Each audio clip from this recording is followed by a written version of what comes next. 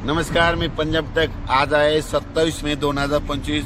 राज्यातल्या सर्व शेतकऱ्यांना सांगू इच्छितो की आणखी 27, 28, 29, 30 तारखेपर्यंत राज्यात भाग बदलत जोराचा पाऊस पडणार आहे, मुसळधार पडणार आहे म्हणून हा अंदाज लक्षात येतात। पण राज्यातल्या सर्व शेतकऱ्यांना सांगू इच्छितो की तुमच्यासाठी आनंदाची बातमी की तुमचे शेतीचे कामं करण्यासाठी 1 जून पासून ते 6 जून पर्यंत राज्यात सूर्यदर्शन घडणार आहे म्हणून हा अंदाज लक्षात येतात।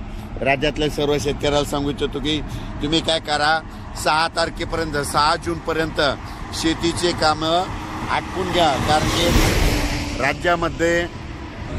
राज्यामध्ये 1 जून पासून तर 6 जून पर्यंत हवामान कोरडा राहणार आहे आणि त्यामध्ये सूर्यदर्शन घडणार आहे। तुम्ही शेतीचे कामे करा, कारण की राज्यामध्ये 7 जून नंतर परत थोडा पाऊस वाढण्यास सुरुवात होणार आहे म्हणून हा अंदाज लक्षात येतो। राज्यातल्या सर्व शेतकऱ्याला सांगू इच्छितो की 30 मे पर्यंत राज्यात दररोज भाग बदलत मुसळधार, कुठं अतिमुसळधार, कुठं रिमझिम पाऊस पडणार आहे म्हणून हा अंदाज लक्षात येतात। पण राज्यातल्या सर्व शेतकऱ्याला सांगू इच्छितो की पाऊस खूप झाला, जमिनीमध्ये ओल भरपूर आहे, पण पेरणीसाठी आपल्या शेतात दुरुस्त नसल्यामुळं सर्व शेतकऱ्याला एक आनंदाची बातमी की म्हणजे तुमच्यासाठी वरून राज्या 5 ते 6 दिवस म्हणजे 1 जून पासून तर 6 जून पर्यंत रजेवर जाणार आहे, म्हणजे तुम्हाला शेती कामं करण्यासाठी वेळ देणार आहे। तुम्ही त्या 6 जून पर्यंत शेतीचे कामे करून घ्या, कारण की राज्यात 7 जून नंतर दररोज पाऊस वाढण्यास सुरुवात होणार आहे।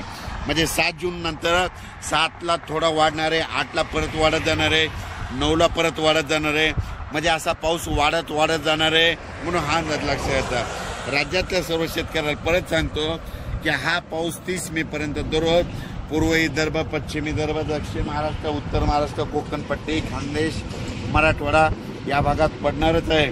पण जास्त पाऊस मुंबईला मात्र आणखीन 2 दिवस म्हणजे 27 म्हणजे 27 आणि 28 2 दिवस मुंबईला इगतपुरीकडे खूप पाऊस पडणार आहे, पुण्याकडे खूप पडणार आहे म्हणून हा अंदाज लक्षात येतात।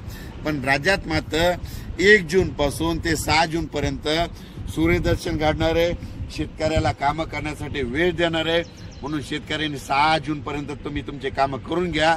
7 तारखेपासून राज्यात परत पावसाला थोडी वाढण्यास सुरुवात होणार आहे म्हणून हा अंदाज लक्षात घ्यायचा। जमिनीमध्ये ओल भरपूर आहे म्हणून तुम्ही तुमचा पेरणीचा निर्णय स्वतः घ्यावा। अचानक वातावरण बदल झाला तर लगेच एक उद्या मेसेज येणार आहे। धन्यवाद।